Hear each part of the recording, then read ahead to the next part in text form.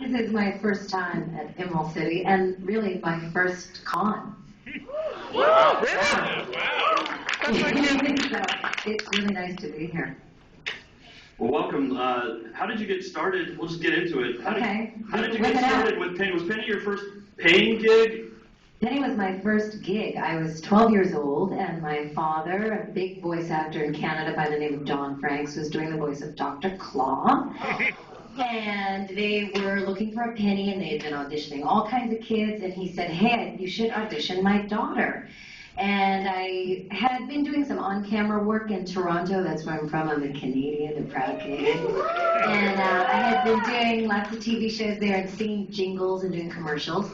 And they said they'd give me a shot, and I got the job. And it was just an amazing experience, but it was really pure nepotism. I mean, I was just born to the right person and in the right place at the right damn time. It wasn't that I was exceptional or anything. And to tell you the truth, I think sometimes when you start as a kid, I don't know how seriously you take it, especially if it's just so generously handed to you. And I really didn't start to take it seriously till my late teens when I started doing Tiny Toons. Right on. So there was a turning point. So There was, but I worked with, I did all kinds of shows back then. I did, the Garbage Pail Kids and the original My Little Pony and the original Strawberry Shortcake and, oh gosh, what else did we do? Tara Strong and I, who's one of my dearest sisters, and we came up together in Toronto. So would you say that did you have the turning point going into Tiny Toons, or you found yourself in the middle? I was getting Tiny Toons. I was 17. I had just moved to LA by myself. Just the gall. But I don't do it, girls. But I just, you just think the hubris of youth, and you just think it's just going to all work out. And thank God it did. I could have turned out to be one of 10 little slave girls, but I actually got jobs. And I got hired to play Elmira on Tiny Toons, and I sat I was in a room with Jess Harnell, Tress McNeil, Robbie Paulson, oh geez, I'm gonna blank out right now, I'm afraid.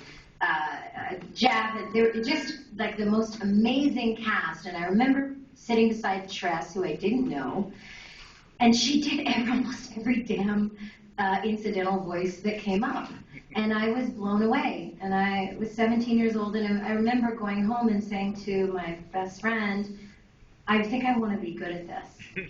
And that was really the time I decided I wanted to be good at it, Because I think I was really driven to be a musician, and I wanted to be an on-camera actress, and I think I kind of took voiceovers for granted. But that first day on Tiny Toons when Mr. Spielberg walked in, I was like, uh-oh, I want to be good at this. Now, Wikipedia can be just an awesome resource of misinformation. Yeah. So let's see if this is true. Okay, let's see. Is it true that you started doing voices actually when you were a kid and playing with your toys? Yeah. I mean, I don't think I knew I was doing voices, but I don't know, I grew up on an Indian reservation in Saskatchewan with no running water, electricity. And from the Indian reservation, we lived nomadic on a school bus. So I didn't officially start school until the 4th grade. I was 8 years old. And so there was a lot of time by myself. And I did characters from my paper doll, yeah.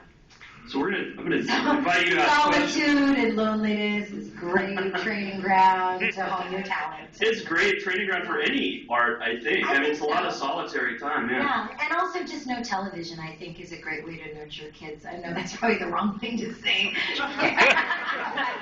But it did. It caused me to make up my own stories, So I'm getting the ball rolling here, but if you have a question for Cree, feel free to come to the front of the room. Yes, please.